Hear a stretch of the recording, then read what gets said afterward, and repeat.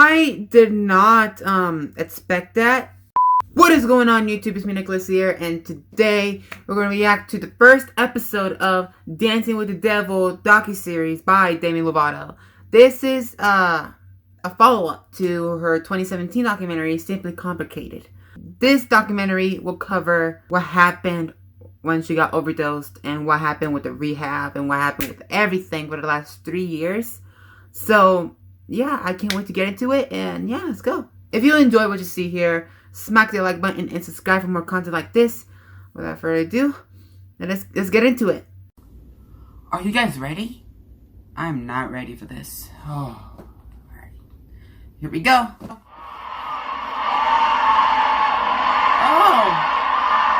Hey, it's Demi. What? Tell me you love me on 3. 1, 2, 3. Demi is walking to the stage, up to stage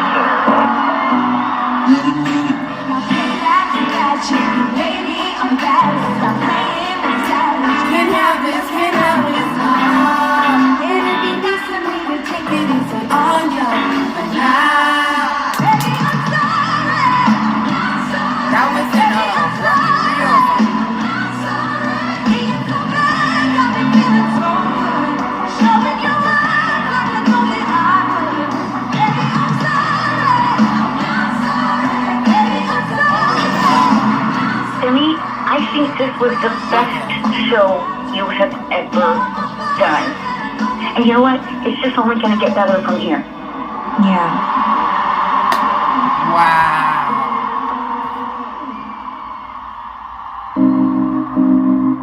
Oh, the song. No. I haven't heard it yet. Let's put them down.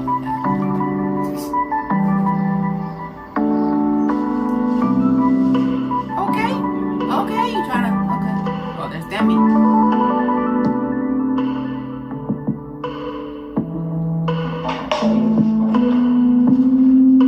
Thank you guys. Pictures up. Lock it up. If we could just try to be quiet, everybody. All right.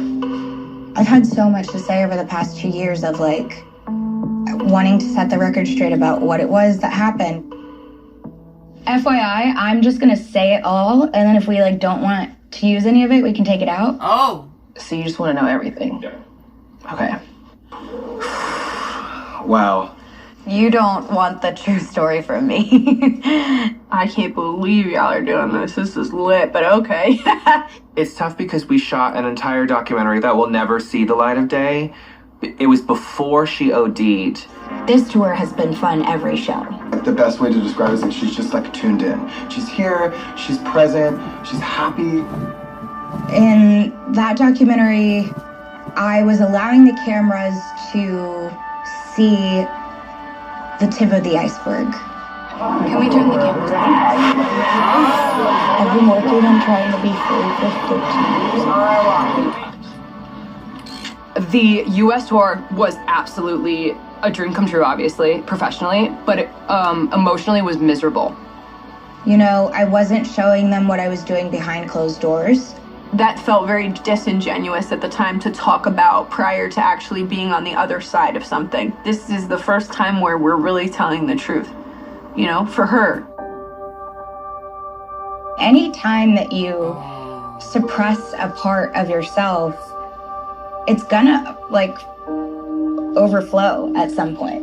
And that's ultimately like what happened to me in a lot of areas of my life. And it was what led to my overdose, for sure. There's a lot that the public don't know. It was weird. It felt like it wasn't happening. It felt like it wasn't real. It was certainly it's touch and go there for a little bit.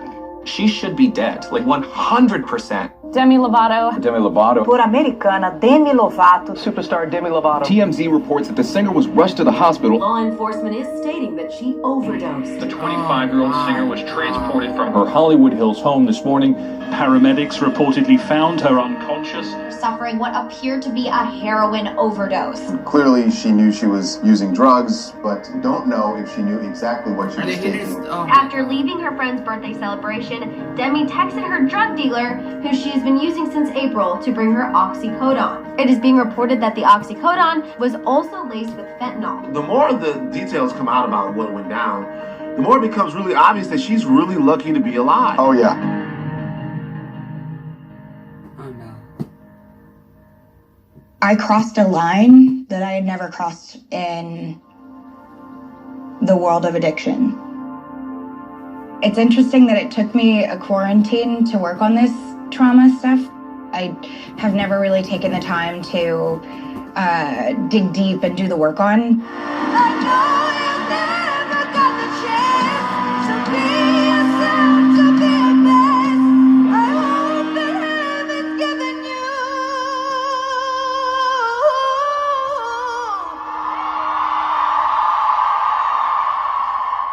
Second chance. Her dad had to Ooh, bring when that I turned up. around and saw my dad on those pictures. Oh, yeah. Her dad. Something about, like, I saw him in rehearsal, it just wasn't the same. Yeah. We had an estranged relationship, so we weren't close. And growing up my whole life, I longed for that relationship with him, and then I resented him because he was an addict and an alcoholic and was abusive to my mom. And so I cut him out because I felt like, you know, it was causing more harm than good to have him in my life. His death was very complicated because we don't actually know the exact day that he died. All we know is that by the time he was found, his body was too decomposed to have an open casket. He had been laying there, I think, for about a week and a half before anybody found him. And during that was Father's Day. So every summer now that rolls around, I spend it kind of thinking, was today the day that my dad died? Is it tomorrow? And then also knowing that by the time Father's Day rolls around, like, he was just laying there rotting. And that was the fear that I always had for him, was that he would end up alone. And he did. He died alone. Mental health is something that we all need to talk about, and we need to take the stigma away from it. 6 years ago, I was drinking vodka out of a Sprite bottle at 9 in the morning, throwing up in the car. And I just remember thinking, this is no longer cute. This is no longer fun. And I'm just like my dad. I definitely think that she had some things that were underlying, that she was trying to self-medicate, just like I was trying to do when I was taking Xanax. I was trying to self-medicate. You know, she was around for some of the abuse from my first husband. And sometimes I feel like that stayed with her for many years, when I didn't know that she probably needed to work with a professional to work through some of that. Just like I didn't know they were causing issues in myself. And that's why it hurts me so bad when I hear stories of people saying, you know, my family member chose addiction over me. My family member chose alcohol over me, chose this over me.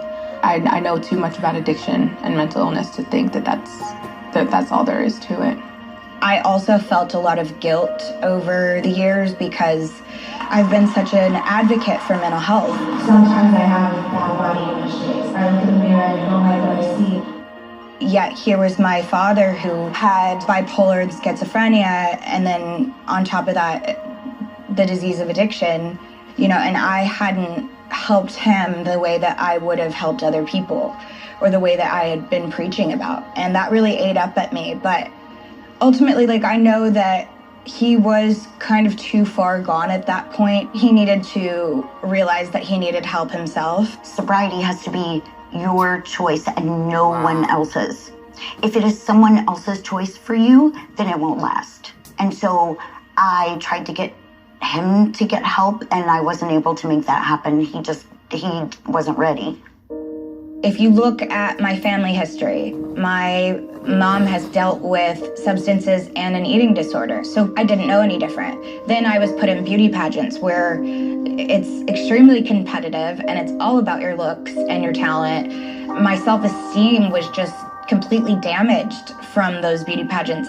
I remember actually making a pact with myself saying, if I don't win this pageant, I will never eat again. Then you put me in front of a camera and on stage, and it's just like, of course I'm going to be super competitive and try to be the best at everything that I do. There's so many people that depend on you, and that you know that you're supporting these people's families and their next break. I've realized that I've spent more time trying to please other people the past several years of my life than I have really trying to make it what I want. It wasn't until the last few years that I really fully realized the impact that eating disorders have had on her. We had to be very careful what we ate around her, which sounds insane, but maybe some of the control that she had with her last team was put in place to help her so she wouldn't relapse in her eating disorder, but it totally backfired. Like that, just the control and the restriction was way too toxic for her, and she was miserable. My team has consisted of assistants, a wellness coach, a dietitian, nutritionist, therapist. I've had all these people in and out of my life. I feel like decisions have been made for me more so than I've made decisions for myself. I do feel like she had been in such a pressure cooker of control and trying to keep her well, and it had just eaten away at her. There were times where I had to spend the night because she ate a cookie. I felt like I was always walking on eggshells, no matter what. What I was eating, around who, what we had in our dressing room, what kind of food. It was very intense. Everyone around her had to be drug tested. You know, she wasn't allowed to hang out with anybody that wasn't sober completely. There were times where I was just like, she's miserable. And I'm just not feeling comfortable in my body right now because I stopped being so strict with food so that I could get more peace with it rather than living my life in a diet. I put on a little weight, so I don't want to go on stage every night in clothes that are showy. A part of the problem is too is the sketches that they draw. Everything looks good on a sketch because it's a 10-foot, 90-pound model with a 5-inch waist. There's just so much pressure as a female in the industry to look a certain way and to dress a certain way. And that shit is the stuff that I used to look up to. That shit's really triggering. I started relapsing in my eating disorder. I was already relapsing in it with over-exercising and extreme dieting. And I also had people around me that were really policing my food intake and the things that I was eating. So I was miserable and I snapped. I think if your life is set up to be focused on how you're not well, then you're not going to feel well. Whatever we're trying to control or afraid of will end up happening if that's our only focus. The choice that she made was, I think it was for agency for herself, but also I think it was a major act of rebellion, where it's you're going to tell me what I can and can't do for 6+ years? Watch me. It was hammered into her head. You have to be sober. You have to be this icon, this role model that my sister never claimed to want to be in the first place. I look at my fans as family, but because I had been so open and honest about the things that I dealt with, I felt like I had to be this perfect role model. I love what she does for young girls, and her music it saved my life. It's such a beautiful gift to be able to help people. At the same time, you become a martyr in a way that is so isolating, and I think it just gets to you. I don't think she really understands, how much of an impact she has on her fans. I think that to be the poster child of perfection and mental health and all these kind of things is such a dangerous, slippery slope. 6 years is a long time to be told that if you slip up, you're gonna die. And at some point, enough just becomes enough. The legendary, iconic Demi. This is a special day. 6 years sober. Happy birthday. Happy birthday. Happy birthday. Happy birthday. And God bless you. Don't ever stop.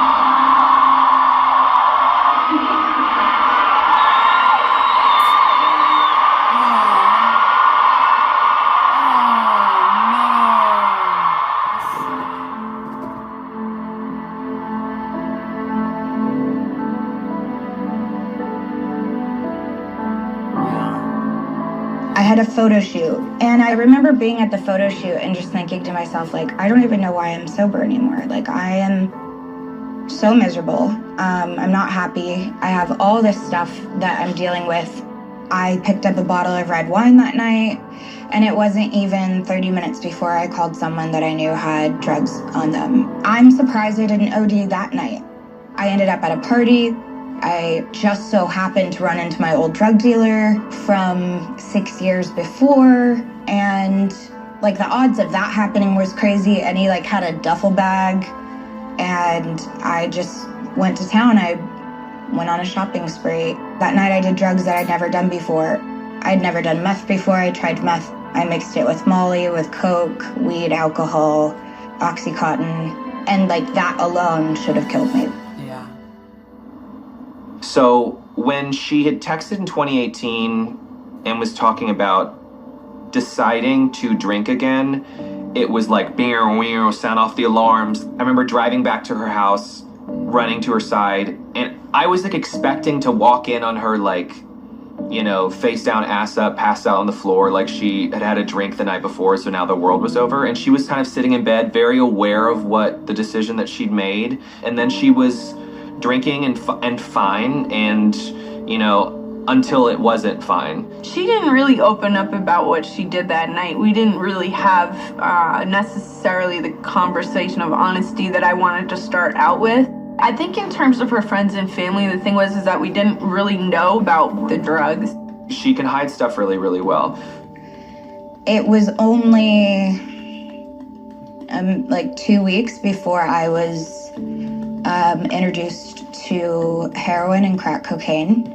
I started using recreationally, and obviously, like, you can't do that with heroin before you become addicted to it. Are we talking about heroin? Are we doing that? Yeah. Okay. Okay, then I'll just tell you the real. I'll just give you the real. There were so many red flags. I mean, we had done game night. She disappears from game night. Everyone's kind of looking to me like, Syra, where is she? And so I go upstairs and I find her in the bathroom, and she's got, you know, tinfoil, and she's smoking something. And so I walk over to her and I grab it, and I'm like, what the are you up to, bro? Like, this is not it. And she didn't even notice I was there, you know? And I was horrified and devastated. So I stayed there and just made sure she didn't, like, you know, kill herself. And the next day I just told her, I said, you need to go get help. I can't do this anymore. It wasn't until I went on a trip to Bali a few weeks later that I realized I had become physically dependent on it. And it was on that trip that I actually wrote Sober. Oh, that song gets me.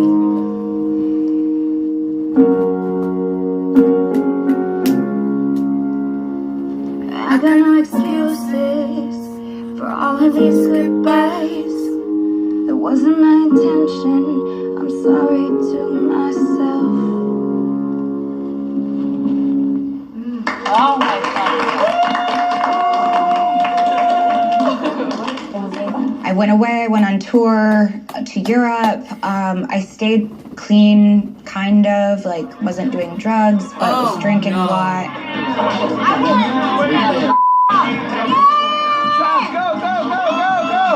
Everybody stand in line. Come on. I see it over there. More. Oh, God. When I came back to LA after tour, I picked up where I had left off, and I was very heavily using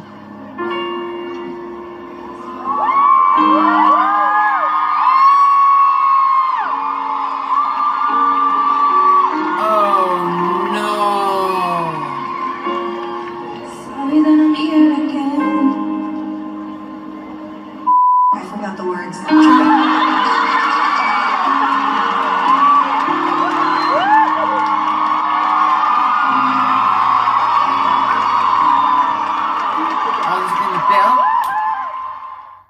There's only a certain window as a parent that you have to guide your kids. And you can give them advice when they're older. You can certainly advise them when they ask you. But a lot of it you don't see because they don't live in the same house as you. I think that's the day. Yeah, that's the night. I went out to a friend's party, and none of my friends knew what I was using. So I kept it very hidden from everyone. That is one thing that I was very good at, was hiding the fact that I was addicted to crack and heroin. Demi is very good at hiding what she needs to hide. Demi's good at making you believe that she's okay. Oh, hey, be careful. Okay, unsure. I don't know why, but like I've just like felt like I needed to tell you that ever since I was at your house. Like, just be careful. I'm always careful. Take care of yourself. When you deprive someone of something, they definitely find ways to get what they want. I had told some friends, hey, I've been sober since I was 19. Like, I want to try this drinking, smoking thing. Like, I just want to see if I can handle it. And I've been stir crazy, and I, want to see if I can do it. So to them, I wasn't doing these hard drugs. To them, I was just normal again. I met up with some friends. We went to several different bars. We came back to my house. And around 5:30 in the morning, I said I was going to bed. But the reality was that I had called one of my dealers over. Paramedic operator 65, what's the address of the emergency? We just need to get somebody out Hey, here. do you know what happened to her, okay? Gonna be there shortly, stay with the patient. I'm gonna remain on the line with you all the way until the paramedics arrive, okay? No. Okay, we just need someone to flag them down, right? Yeah, please, yeah.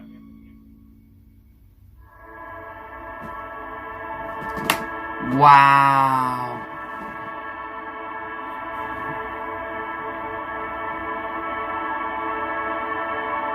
That's where it stops?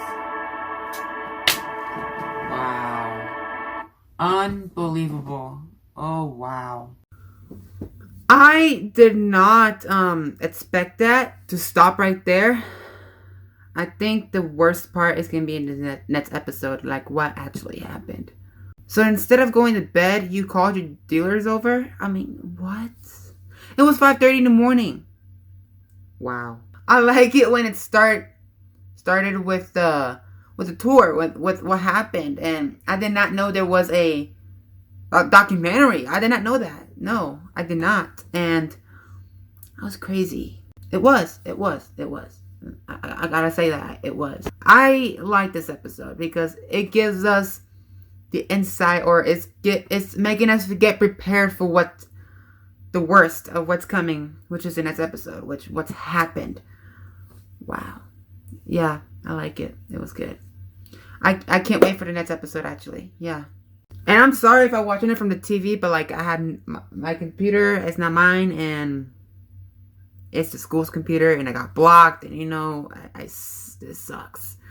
But hopefully, I don't know what's gonna happen next, but I'm gonna do the same thing the next episode, I swear. If you enjoyed this video, smack the like button. I enjoyed it very much. Thank you so much for watching this video, and we'll see you next time. Episode 2. Here we go. Peace.